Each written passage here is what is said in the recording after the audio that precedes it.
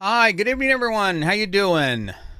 Welcome to another episode of Friday Night Photo Mentor TV, where we answer your questions about all things photo related.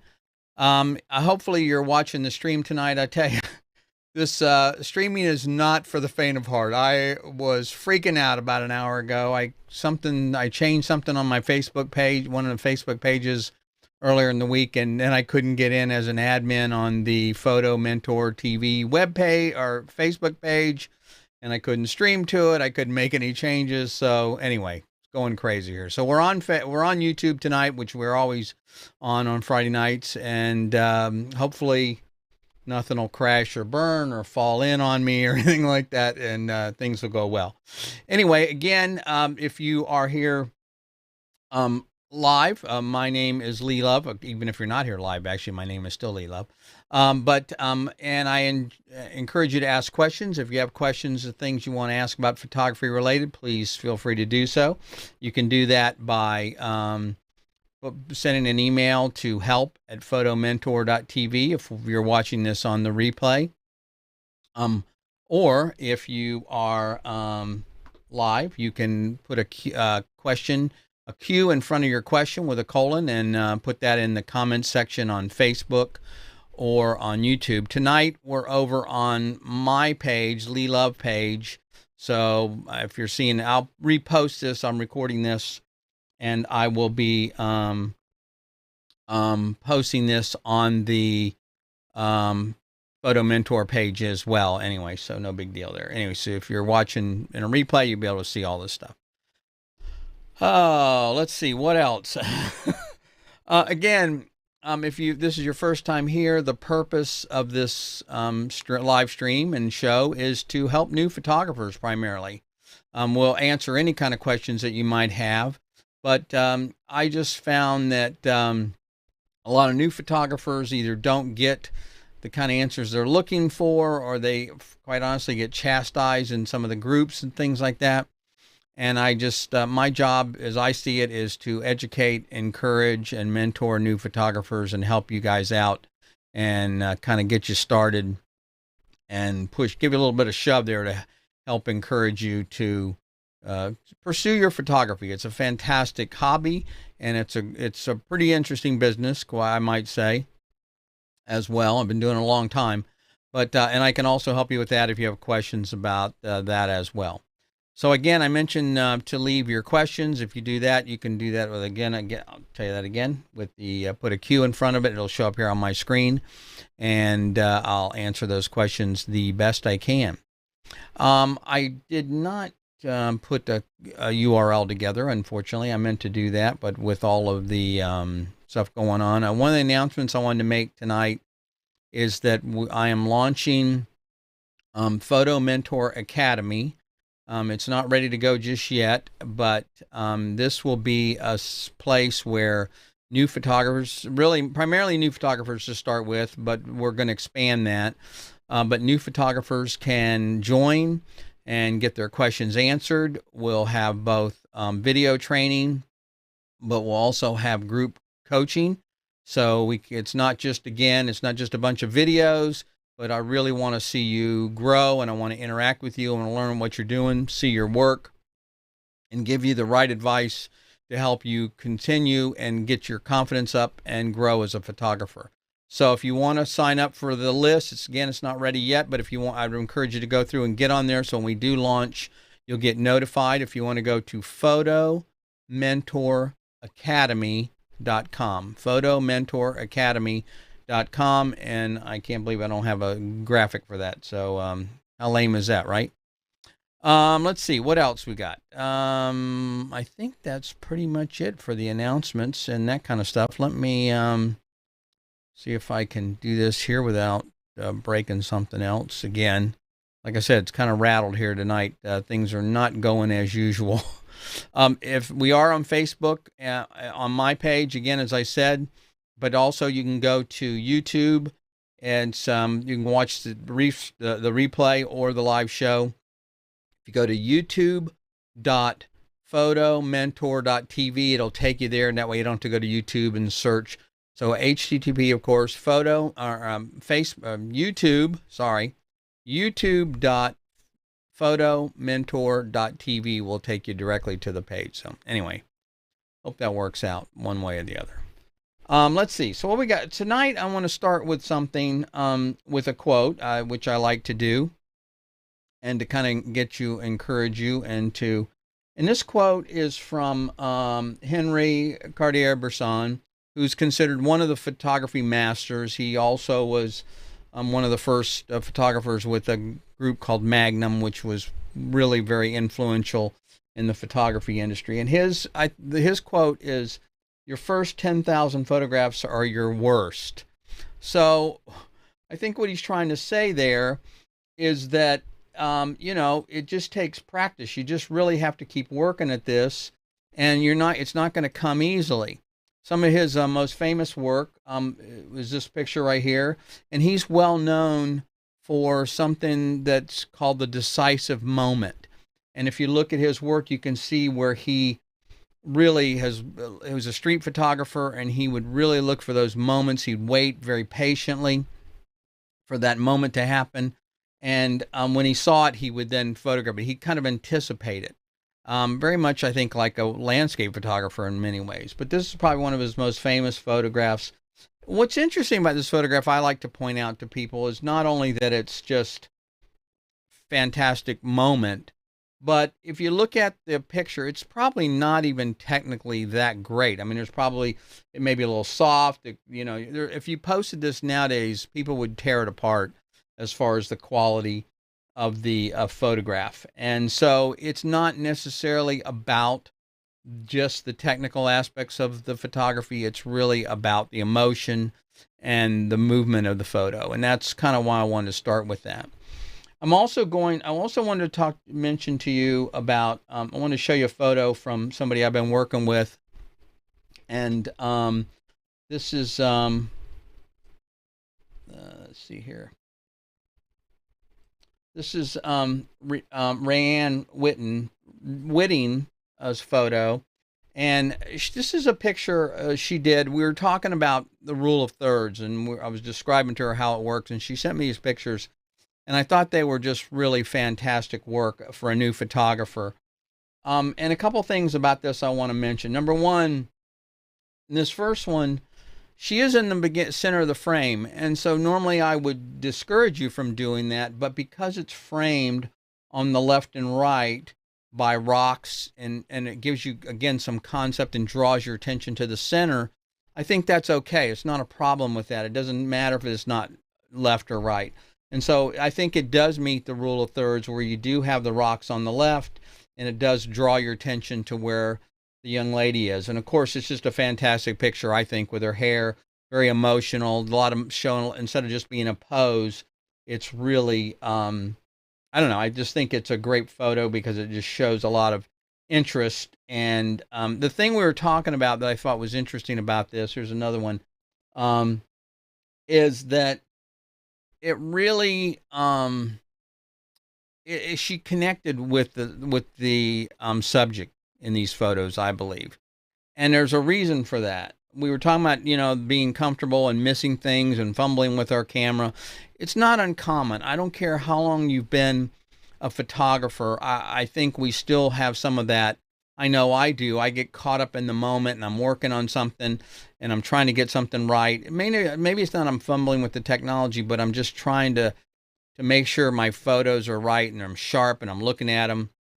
And what will happen is I sometimes will lose connection with the client or with the subject. And that's very important that you connect with your subject. So one of my tips is that ask questions, talk to the subject, ask them, the person, what is it you do? What do you know, if it's a family member, how long you guys been married, that type of thing. You have any pets? The thing is, if you start engaging with the person and talking to them, it gives you a chance, number one, if you are looking at something technical and you're trying to make some changes, it gives you a little bit of time to do that, but it also connects you better to the subject and gives you might find out some things. For example, I've photographed many people. I've done a lot of corporate headshots and things like that. And one of the things that I want, tell me about your job. What is it you do? And I'll find that sometimes by learning what their job is and their position in the company, I can learn maybe how I might want to photograph them. So if a guy comes in with a suit and I find out he's actually from IT, then maybe I want to have him take the coat off. Maybe I want him to throw it over his shoulder. Maybe I want to have him hold his glasses. Something different to get to communicate that job title and what that person might look like in that role. So anyway, that's just one of the things we were talking about, and I thought it was interesting because when it came to this photo, she was very, very comfortable, of course, because it's her sister. She knows her, and she was much more comfortable with her sister, and I think that really made a difference. This is another photo. This is one that she showed. I really like this photo as well. I like the black and white processing. And this is just a personal thing. I think it still works even if you don't do this. But I personally like this crop a little better myself. I didn't see that. Again, this is just my own personal. I didn't see that. I love the dark, dramatic sky, but I think that being that this young lady is the subject and you really want to draw attention to her, I found that this crop worked better, in my opinion, if this was my photo. But you guys can be your own judge, and it's her work. She can do, it's her vision, and she should decide on how that works. But again, even though she's sort of in the center, it still works because there's some balance over here on the right, and your eye is still drawn to her immediately. There's also the top is, if you look at the top of the frame, it's also a lower division in thirds. The top part of the frame is a third in either one of these, actually. And so that still breaks up the image and draws your attention to the subject. And that's really what we're trying to do. I talk a lot about this, and that what we're working on is trying to lead the viewer where we want them to go. It's our job is to tell the subject or tell the person that's looking at the image what's the most important and what we're trying to say. And you do that by using composition, lighting, depth of field, all those tools to be able to do that. So anyway, that's just something I wanted to show you that I thought that that she did a very good job on, and something that I thought was worth mentioning. And tell her and kind of encourage her, because I think she did a great job on these, and I'd like to see more of this kind of work. So anyway, all right, let's see here. I think that's that on that, and we're all done with that. Okay, so let's answer some questions tonight. Got a few of them, and again, I'll mention if you do have a question, you want to ask a question, be sure and put it in the comment section. Again, and probably better, it's going to be the YouTube channel is probably the best for tonight. And you can go to youtube.photomentor.tv. It'll take you right there. And it's also on our Facebook page, but not on the Photo Mentor TV webpage, but on the Lee Love webpage. You can there. I put a link in there on the Photo Mentor page. You should be able to find it. Okay, let's play ball, as they say.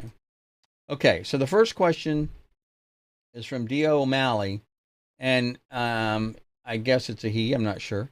Says, I have a Canon T5i, and what setting, or T5, what settings should I do to make my, should I be using to make my subject always in focus when taking portraits?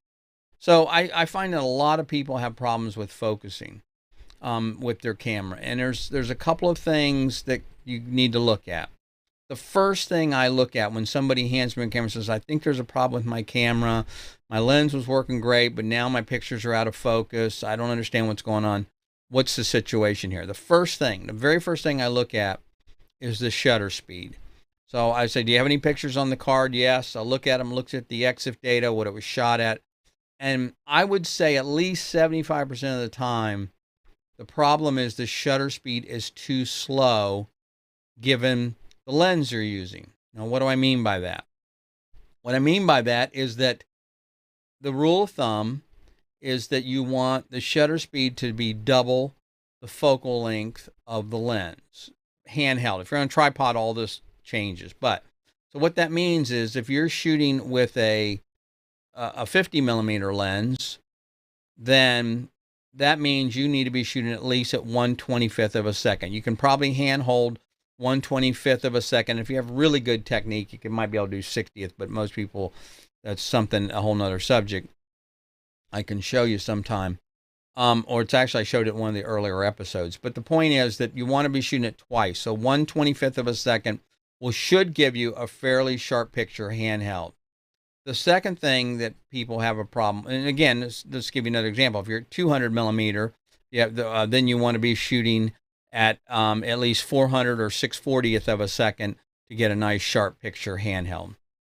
So you see how that works. The next thing that I see a lot of problem is that there then would be they miss focus. Now, they don't maybe miss focus, but the camera misfocuses. And here's the thing. These cameras are very sophisticated. They have a lot of great focusing systems. Depending on what I'm shooting, I would say 95 to 99% of the time, unless I'm shooting sports, it's a little different. I shoot on single point focus. So that means that I change the camera so that I only, that one point in the center, and I place that on the person's eye when I focus. And then you can recompose. But if you use one of the other focusing modes, what happens, if you're not careful, it may grab the background because it's automatically, there's lots on the Nikon, it's called a 3D focusing system, and I don't know what they call it on Canon. But there's a lot of different focusing systems, and so depending on how you set that up, it can easily grab the background if you're not careful. The other thing, and I don't want to go into too much detail, is I also use something called back button focus. And I don't think I have my top camera hooked up tonight. I meant to do that. I had it connected, it's turned on, but I forgot to set it up. Maybe I can do that. And what I do is I set that up so that I can focus. I push the button on the rear of the camera to do the focusing. But when I let up the button on the back, it stops focusing. So that means I can take the camera, I can bring it up, I can focus on your eye, I can let up, and then I can recompose and shoot. And so now I know that focus point is locked on your eye, or at least that plane where your eye is located. The third thing you got to watch out for is your aperture, because your aperture is going to determine your depth of field, how much stuff is in focus. It's one of the reasons I keep preaching to people, don't shoot on manual. Shoot on aperture priority. Well, why? Because aperture is going to determine that depth of field, how much is in focus. So if I want to throw the background out of focus, I'll go to aperture priority, shoot at 1.8, 2.8, 4.5, whatever. And then I know I'm probably going to get about a foot or 2 feet in focus, depending on how close I am to the subject and the lens. If I'm doing a group or I have multiple people in the back, then I know I want to shoot probably at f8 or f11. That'll give me more people in focus. One term that somebody told me I thought was a great idea is, and it's not technically accurate, but I think this will give you the idea, the concept, and that is f22 means you're going to have 22 people in focus, and f4 may mean you're going to have 4 people in focus. That's a good way to think about it. Now, like as I said, don't misunderstand. That technically is not correct. If you put it on f4, you're not going to get 4 people in focus, but it gives you a way to think about where that depth of field should be. So if you want to have 8 feet in focus roughly, or something, 8 people, then you want to go to f8 or somewhere right around there. So that's the other thing. That's the third thing that I see most people miss, is that they have too shallow of a depth of field. Everybody that's new photographer, I see all these posts. What lens should I buy? What should be my lens should I buy? Well, you got to have a 50 millimeter 1.8, or you need a 35 millimeter 1.8. get that nice bokeh, that nice depth of field. The problem is if you're shooting on 1.8, you're going to have a very narrow, shallow depth of field, and it's not uncommon to easily get the nose in focus and the eye out of focus. So, and you're doing a group, you definitely don't want to do that. So you don't want to be shooting wide open. You want to be shooting somewhere in between. That'll give you that depth of field and make sure everybody's in focus. Those are the three things that I find that would be important to making sure you're always in focus when you're taking portraits. I hope that helps. Again, it's, one of those things that kind of we kind of forget about. But again, if you want to ask a question, be sure and post that on Facebook, or again tonight we're on YouTube for sure. You can just put that in the comments section and it'll pop up here. Put a Q in front of it, and that'll be very helpful. Okay, next question is from Ryan. And Ryan says, what kind of filters do I need for taking photos in the snow? Well, you don't really need any filters for the snow per se. You might want to consider a UV filter, and just a filter to protect the lens, so that if you get, because you probably will get snow and you probably will get moisture on the lens. If you do, though, make sure it is a good quality one, because if you have a really good quality lens, $2,000 lens, 7200 lens, like for example, Nikon, I think it's $2,700 now. You don't want stuff getting on the front of that, because then when you clean it, you can affect the coatings, and especially if it's something like dirt or things like that. So a really good quality UV filter is a way to go. But if you don't, but also even if you don't have a UV filter, you definitely, thought I might have one here. You definitely want to be using a lens hood. So a lens hood will go on there. You want to have that on there. That will protect that lens. So therefore, if you do get snow on there, if I can get this back on there now, then it has less of a chance of getting onto the lens itself. So as far as the snow, let me make one comment about it. It's not so much the snow or as far as taking the picture, but here's what happens.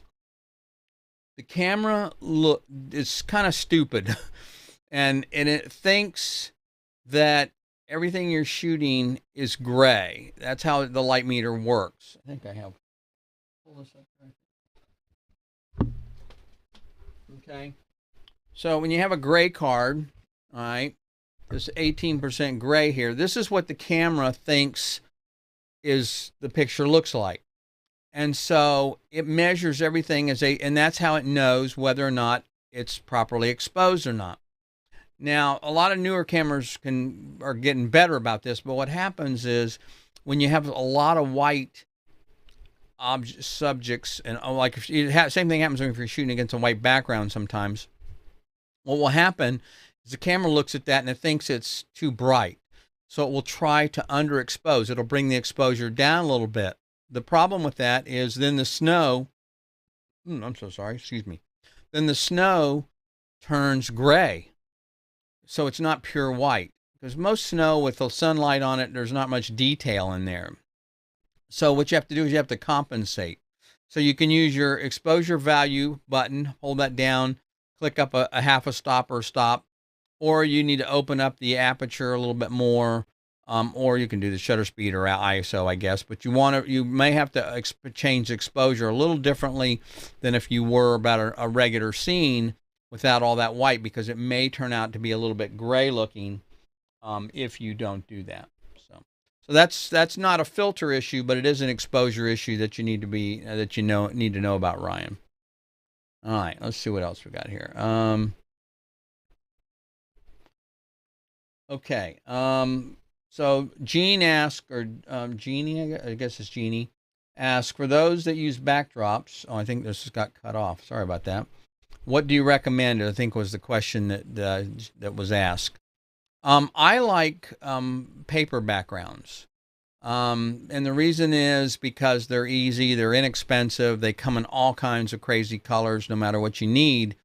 But the two most popular sizes are 53-inch which I think is about 4.5 feet, and then 107 inch, which is, I think, close to 9 feet.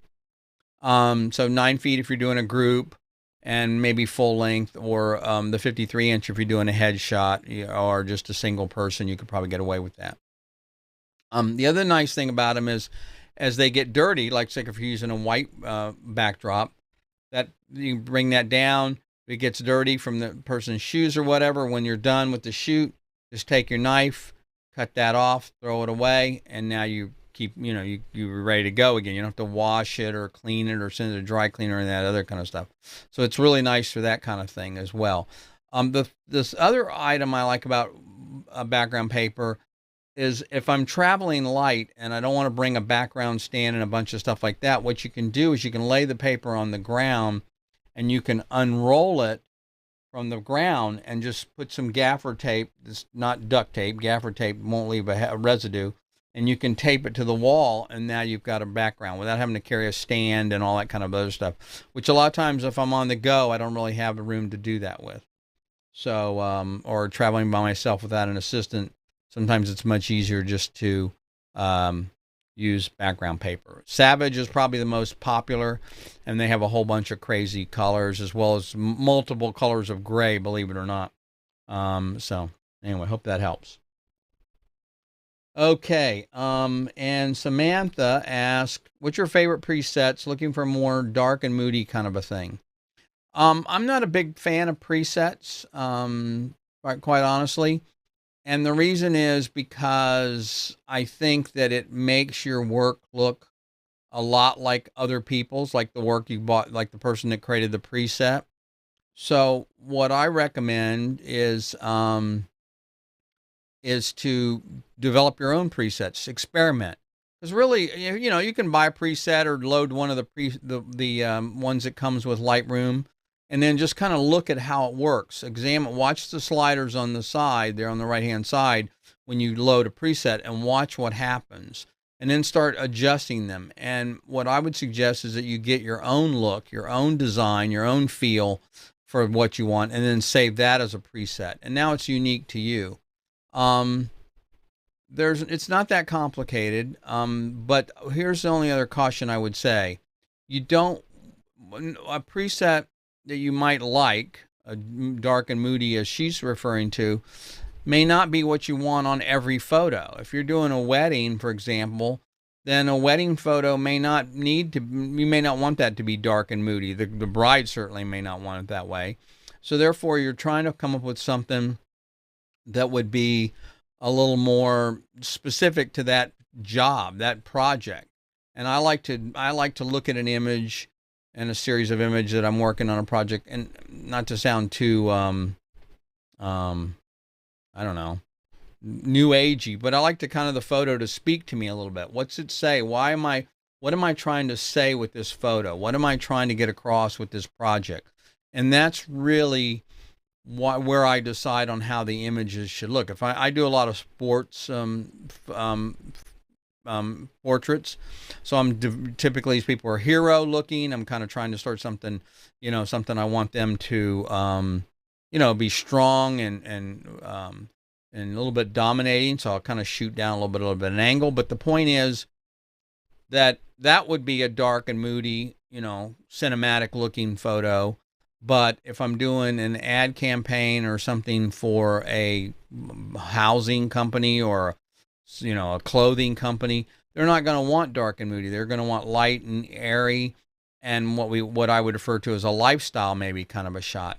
And therefore, if that's the case, then that dark and moody preset's not going to work. So I'm going to end up doing a custom adjustment on those photos anyway. So anyway, that would be my encouragement. There's definitely, if you look at my work, you'd see that it definitely, can be dark and moody. And so I do like that look, but it doesn't fit everything is what I'm trying to say. Okay. So again, let's see what we got here. Next question is from Xavier. Sony or Canon, and why, please? Oh man, there's a big one, huh? Ford, Chevy, Mac, PC. Here's what I tell people that are looking at cameras.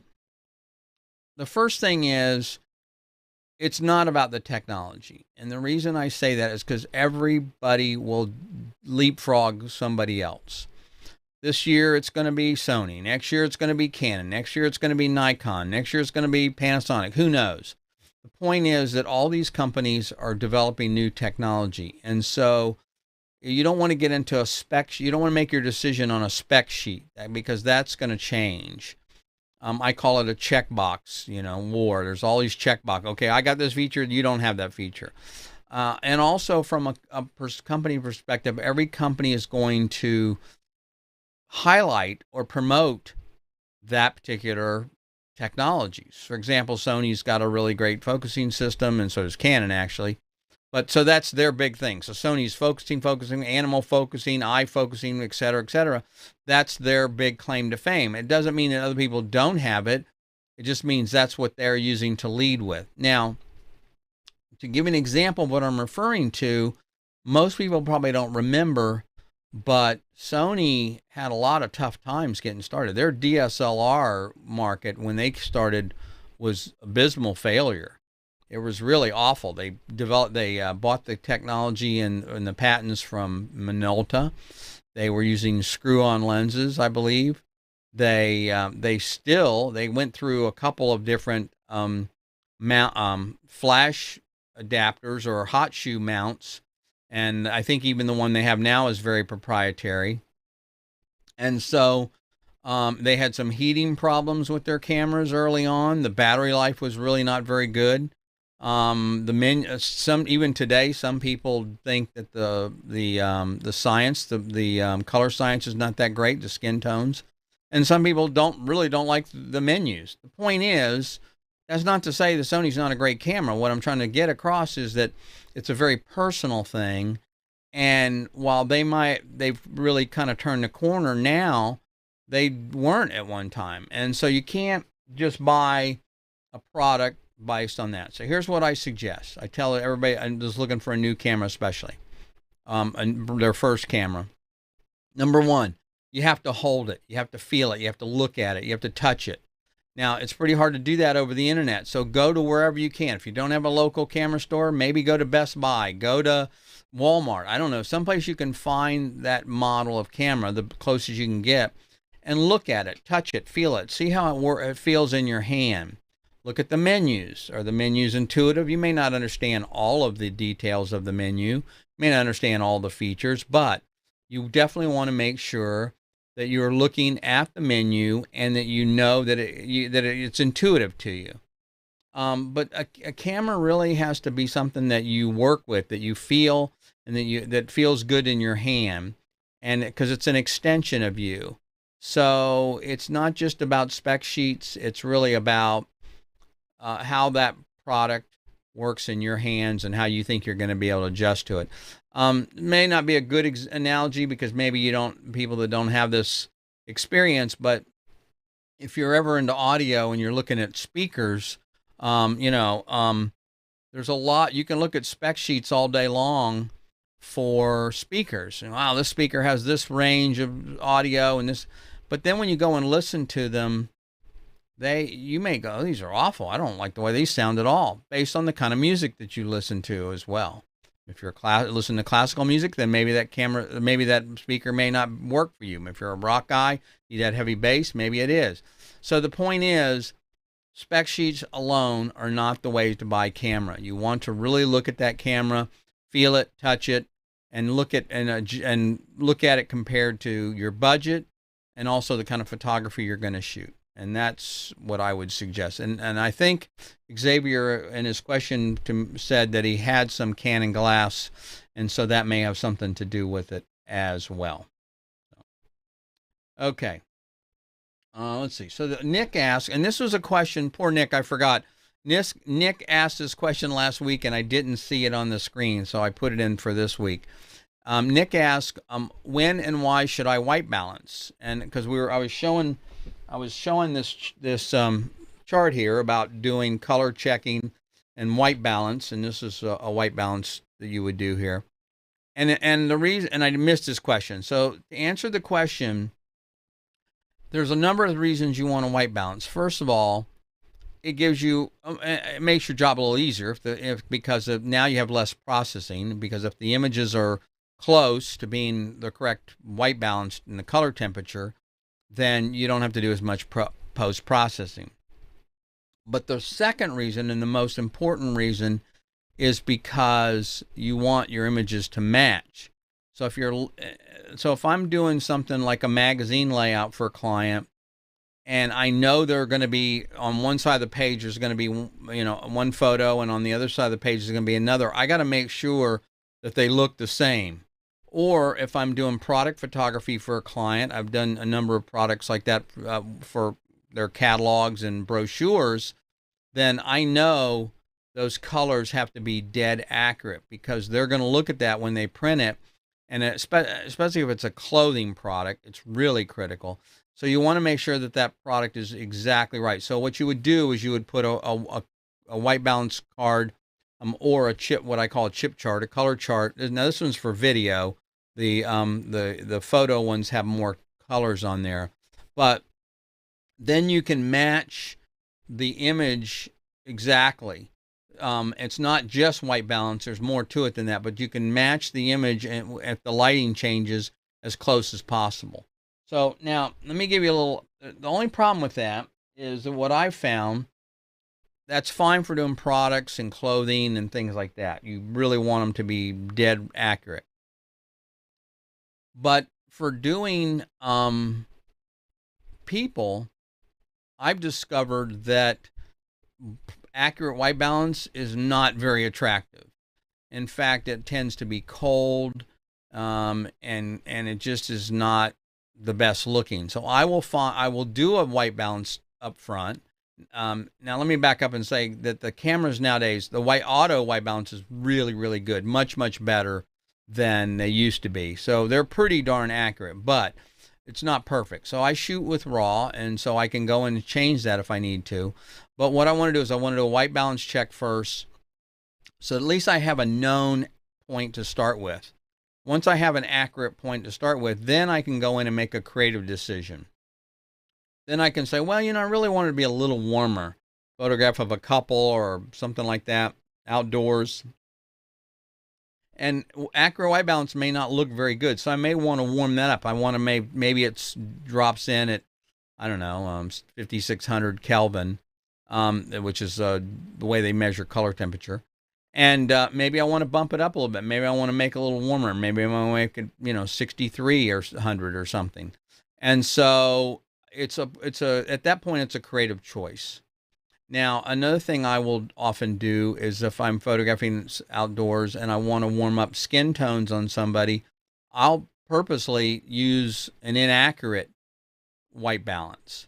So what I'll do is I'll go to cloudy, and cloudy will then warm up skin tones, and therefore it's going to make the picture a little more appealing. So that's a good way of doing it. I can always make an adjustment again when I bring it back into my post-processing workflow, but the idea is that I could make it a little warmer and see what it looks like, and then I can decide to keep it that way or not. So anyway, that's the reason, Nick, for white balance, is to give you a reference point so you know what's going on. At least you have something that's accurate to start with.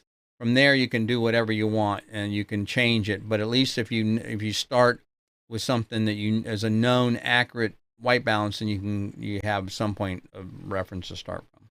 Okay, guess I could have said that a couple times, didn't I? Again, let me just, if you have a question, and you're watching on YouTube, be sure and put that in the comments section. Show up here on my screen if you want. And if you're on Facebook, I'm actually streaming to Facebook. I think I am, because we had some problems tonight. Then you can leave it in the comments there, and I should be able to pick it up. Okay. So the next question is from Ashley, and Ashley asks, where do you find models or post advertising model calls? Good question. I've had a hard time finding people who take the session seriously, actually plan it when I'm offering it for free as a portfolio builder. Totally get that. I've had the same problem. You go on Craigslist or whatever, and you offer a shoot for a model, and they don't show up. They don't even call. Nothing. So my first suggestion would be to my first suggestion would be to be sure, and I would suggest you pay them first of all, because if you pay them, then they will show up. Or well, when they get there, they'll get paid, and that they'll show up. And so that's the first thing I suggest. The second thing is you can go to a reputable modeling agency, and they're going to book somebody. Now it may be a little more expensive, or the other thing you could look at is if you know somebody that does makeup, they often will work with models or other people that are aspiring models, and they're looking for work. And so if you're referencing to, and by the way, you should always have a relationship with a makeup artist anyway. Makeup artists are amazing. I love working with them. They make your work look so much better. So I suggest you build a relationship with one or two makeup artists that you can call on from time to time. But you could check with that as well. So modeling agency, doesn't have to be a high-end agency, just somebody that's looking to get some people some work. And, again, a makeup artist or a friend. But if you can, even if it's a little, $25, I mean, if they'll do it for $50, that'd be great. They're like you, many young and new models are looking for portfolio work. And so if you can find somebody that's serious about the business of modeling, then they're the ones you want to work with. I like to come up with a concept for them, something that's not just do out and do a photo shoot, but get them excited, get them engaged. Hey, I've got this idea. I'm going to do this. I'm going to do that. What do you think about that? Oh, that sounds great. Get them really motivated about it, something that they're interested in. The term is, I guess have some fat in the fire, although models aren't typically heavy for the most part. In fact, they eat like birds, but that's a whole nother topic. And so what you want to do is come up and get them engaged in a concept, and therefore then they're going to buy in, they're going to want to do it. So that's just my suggestion. So, okay. Let's see here. Let's see what else we got. All right. So the next one is from Afsoon, I think is the way you would pronounce his name. I apologize if I got that wrong.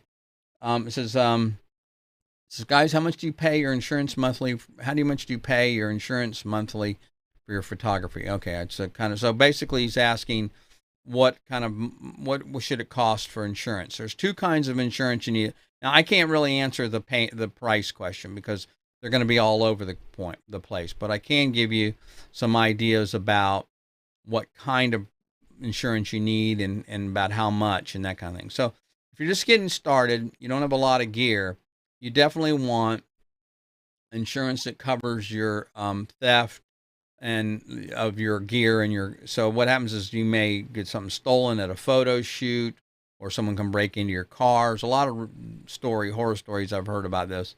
So you want to make sure that all your gear is covered. And then I also recommend you want to make sure the policy handles, one thing I've noticed, you want to make sure the policy handles if it's stolen out of your car, because I've seen some policies that don't cover gear in your car. That's one question you want to ask.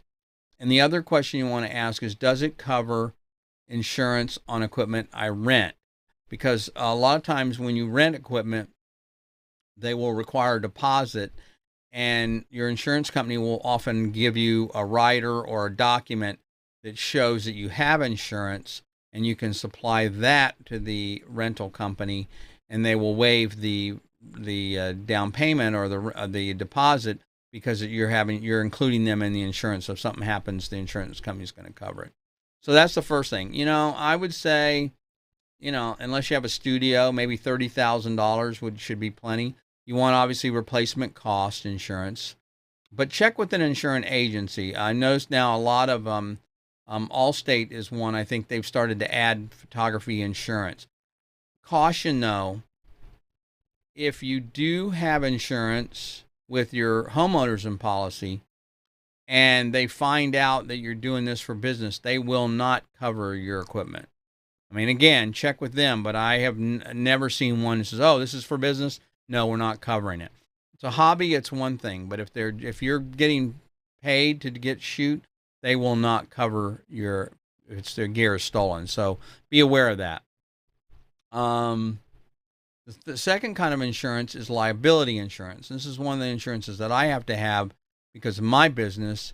If I did a shoot for Audi, and they wouldn't even, that was one before I even get part of the proposal was I had to have $1 million worth of liability insurance, and it makes sense because if I have a light stand that falls into a $40,000 car or a window or something, then they want to make sure you're covered. So liability, and even if you're not at that level and you're just doing some basic stuff, I would definitely look into having liability insurance. It's not that expensive, and it covers a lot of different things. Check with them. Again, there's some things like if you, for some reason you have a technical problem, your card crashes or gets formatted or whatever, and you're not able to deliver the images, I believe some of the policies will cover you with your client and pay, returning the funds and things like that. But don't quote me on that. You need to check into that. But liability insurance, $1 million liability insurance is what I think right now I have $1 or $2 million. It's not that expensive. It would be something to look into. You probably don't need that much, but definitely if you're having somebody helping you and they get hurt, that would also be important. If you're in California, all bets are off. I have no idea what's going on out there right now.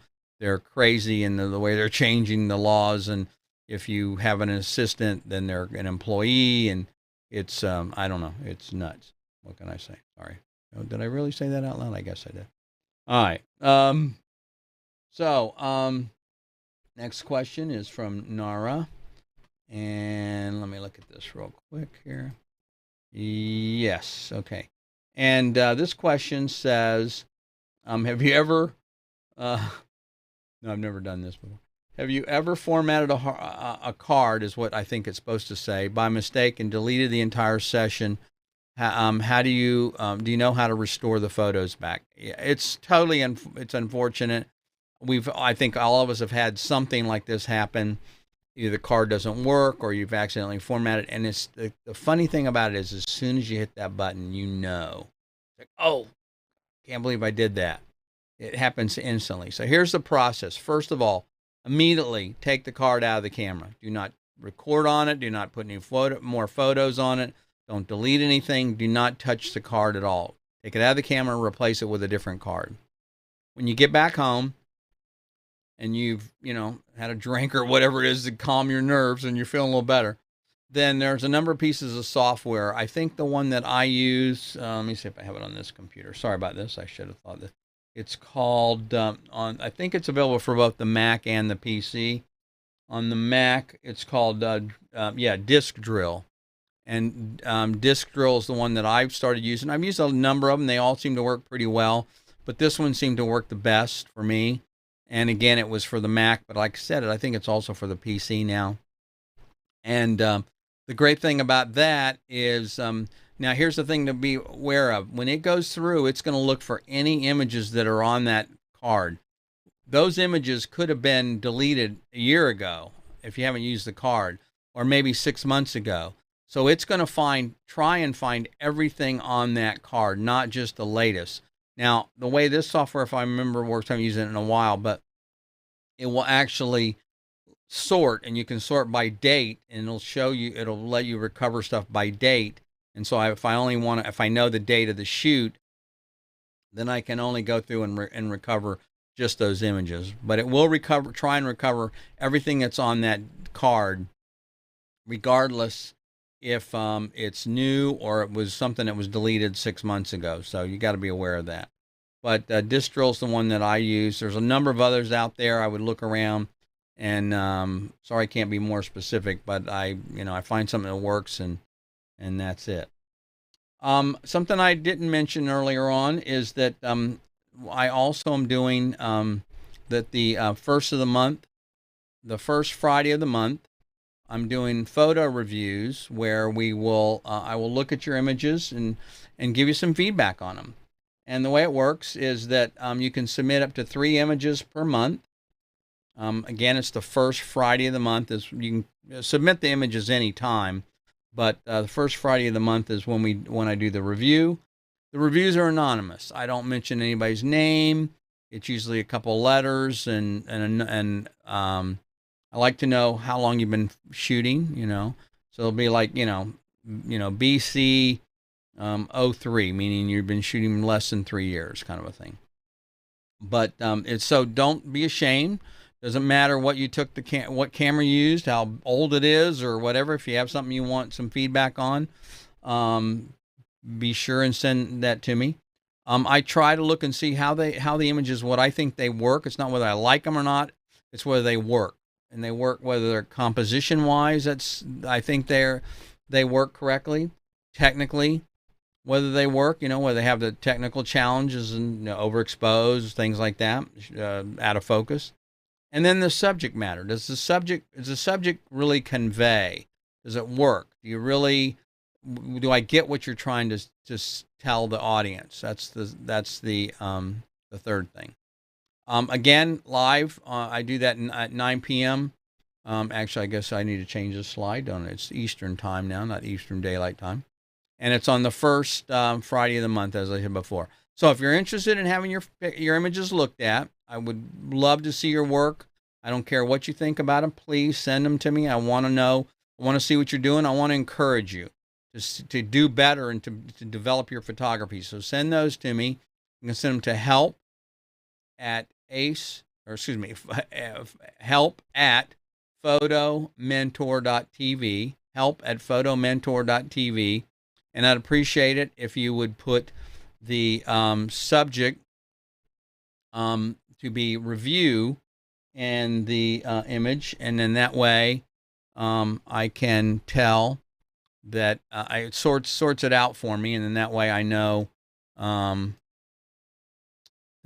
you what you're trying to do it, what they're for, and it sorts out the images so I don't get it mixed up with something else. Okay, so sorry about that. I'm trying to do two things at once here. I want to show you something else. One last thing before I go. Okay, here we go. Oh, that's not it.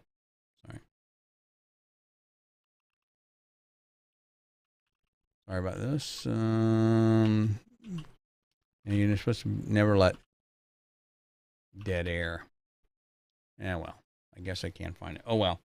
Anyway, so again, I appreciate you joining us tonight. Sorry for the technical mix-up. Hopefully you found the stream on YouTube or you found it on one of the Facebook pages. Got to get this fixed because it was driving me nuts. I'm telling you, talk about being stressed before we were going on the air. It's enough. You wouldn't believe the work involved in putting a show like this together and how long it takes me and how many days ahead of time and compiling graphics and images and stuff. Anyway, the point is that it's stressful enough than not having technical issues right before the show, and that makes it even more difficult. So anyway, again, I appreciate you joining me. Thank you very much, and always looking to see what kind of work you're doing. And if you if you have questions that weren't answered tonight, and you want to submit them, you can always do it on the Facebook page, or more likely, it's better if you send a email to help@photomentor.tv, and I'll be glad to answer those questions either directly, or maybe we'll put them on next week's show. So anyway, thanks again, and hey, listen, keep shooting. Have a good time.